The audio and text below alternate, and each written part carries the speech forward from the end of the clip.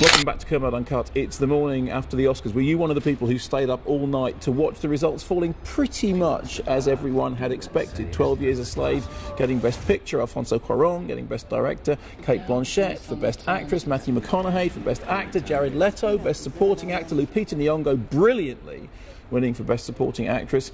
Great Beauty picking up the prize for Best Foreign Language Film. Actually, the only one that I dropped was The Act of Killing, which I thought was going to have a really strong battle against 20 Feet from Stardom in the Best Documentary category. Now, I haven't seen 20 Feet from Stardom, which did indeed win on the night. I have to say, it'd have to be pretty good to be better than The Act of Killing. I'm seeing it this week, I'm looking forward to it, but I was disappointed about that because I love The Act of Killing. Other than that, how were the Oscars for you? Well, of course, the first thing to say is that Ellen DeGeneres, whilst perhaps not the very best Oscar host in Oscar history, was way, way better than Seth MacFarlane last year. Last year it was a kind of embarrassment, Seth MacFarlane singing that ironically sexist song, We Saw Your Boobs. This year we had Ellen DeGeneres making jokes about Jonah Hill. Said Jonah Hill in Wolf of Wall Street showed me something that I haven't seen in a very long time. She also was out in the crowd, you know, offering pizza to all the stars. She took a selfie which crashed Twitter. Apparently it's the most retweeted tweet of all time. So, you know, whilst not outstandingly brilliant, she did what she was meant to do, which was get things back on track and at least expunge the memory of Seth MacFarlane from last year. For me, the highlights of the ceremony were Lupita Nyong'o winning Best Supporting Actress was terrific. I think everyone thought she had a pretty tough battle against Jennifer Lawrence,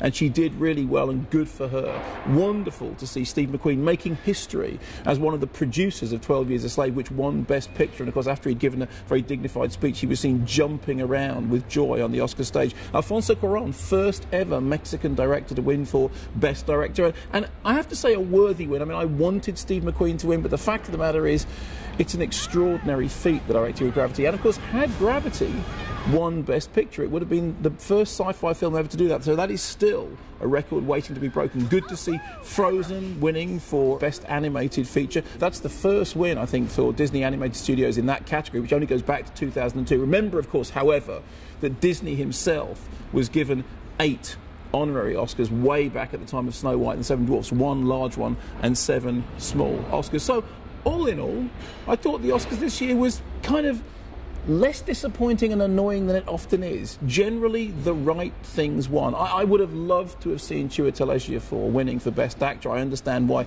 Matthew McConaughey did, and it's a terrific performance and extraordinary that somebody could reinvent themselves in the way that he did. Just for me, I would have loved to have seen Chiwetel Ejiofor, but overall, actually not bad. Now, here's the question. Some months ago, way before the nominations were announced, I asked you to predict the main categories. Did any of you get it right? I can't feel my legs! I can't feel my legs! Those are my legs. Oh, hey, do me a favor, grab my butt. Oh, that feels better.